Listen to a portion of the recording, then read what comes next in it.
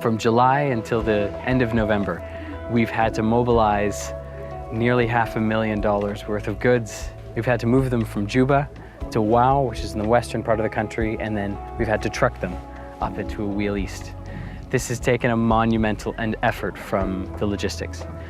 This has been the most comprehensive logistics pipeline that I've ever been part of before, and it's taken concerted work from extremely dedicated people from the National Society, the South Sudan Red Cross, as well as the International Federation of the Red Cross, to make sure that those goods moved well, properly, and quickly. We procured enough goods to mobilize 5,000 household kits. We're talking 110 megatons of goods that we brought in from Pakistan and India, all across the world. We trucked them over land borders into South Sudan, so that we'd be able to then move them to a wheel east. But how do we move them? We put them onto an Aleutian 76, and we shipped them up to Wau.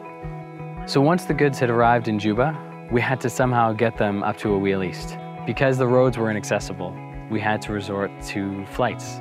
So we got the goods off the plane with 50 volunteers from the South Sudan Red Cross, put them in a warehouse, and once we had everything together, we boxed 5,000 kits.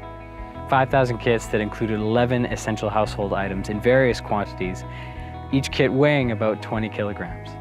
And we moved that via truck from Wau up to a wheel east, where we then came to these communities and gave them out to the most vulnerable. So in South Sudan, we're operating one of the most complex environments on the planet. As you know, we're in a conflict situation. We're also in a natural hazard situation where consecutive years of drought have absolutely decimated crops across South Sudan. People have moved from their homes because of conflict. They've also moved because their crops have been decimated.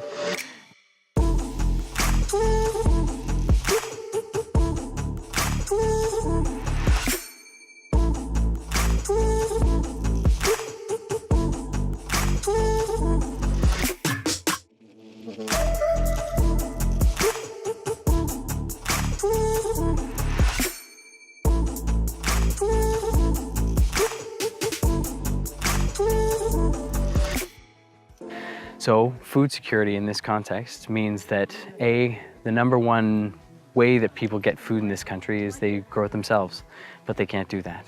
Or they get displaced from a war that they have no part of, and then they have no access to the crops that they've sustained themselves on for years.